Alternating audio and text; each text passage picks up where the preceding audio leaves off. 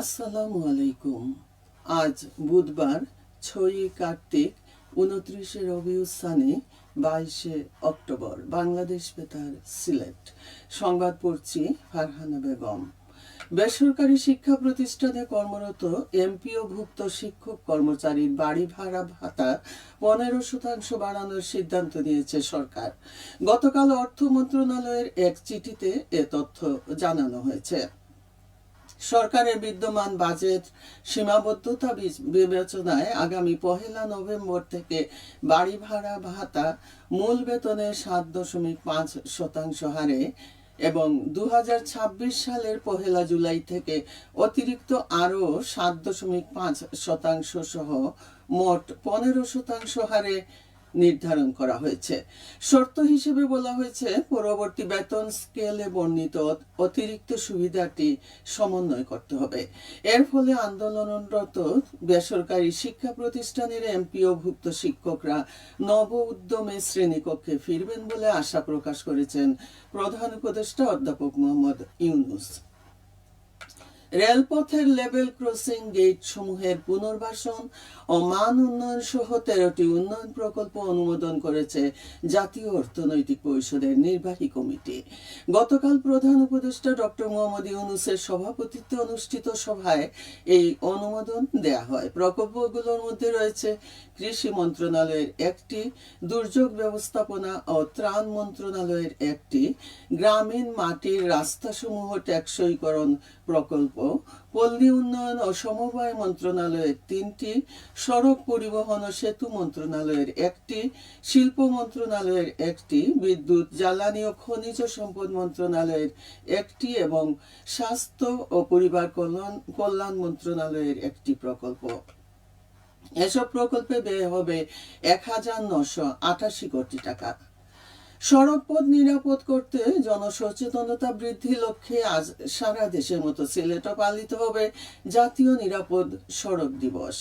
2003 সাল থেকে প্রতি বছর 22 অক্টোবর জাতীয় নিরাপদ সড়ক দিবসটি পালিত হয়।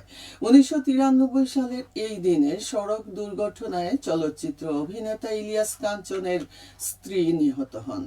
এরপর থেকে শুরু হয় নিরাপদ সড়ক চাই আন্দোলন। এর ধারাবাহিকতায় সরকার 2003 সাল থেকে এই দিবসটিকে জাতীয় নিরাপদ সড়ক দিবস হিসেবে পালনের সিদ্ধান্ত নেয়। এ উপলক্ষে বিভিন্ন সংগঠন পালন করবে নানা কর্মসূচির মধ্যে রয়েছে র্যালি ও আলোচনা সভা। সিলেট নগরে ফুটপাত হকার মুক্ত হওয়ায় জনমনে অনেকটাই স্বস্তি ফিরে এসেছে।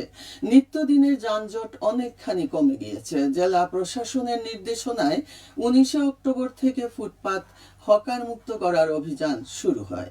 এদিকে নগরীতে পরিবহন চলাচল ও পার্কিং ব্যবস্থা শৃঙ্খলা আনতে নির্দেশনা জারি করেছে সিলেট মেট্রোপলিটন পুলিশ।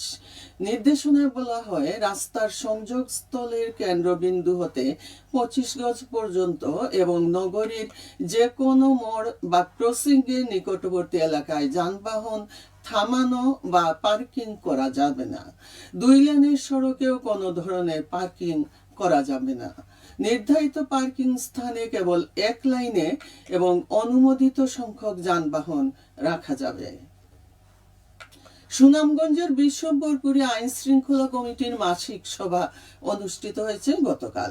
উপজেলা পরিষদে আয়োজিত সভায় উপজেলার বিভিন্ন স্থানে মাদক ব্যবসা, চোরাচালান ও অবৈধ বালু উত্তোলন বন্ধে প্রয়োজনীয় উদ্যোগ নেওয়ার উপর গুরুত্ব আরোপ করা হয়। সভায় উপজেলা পর্যায়ের সরকারি কর্মকর্তাগণ উপস্থিত ছিলেন।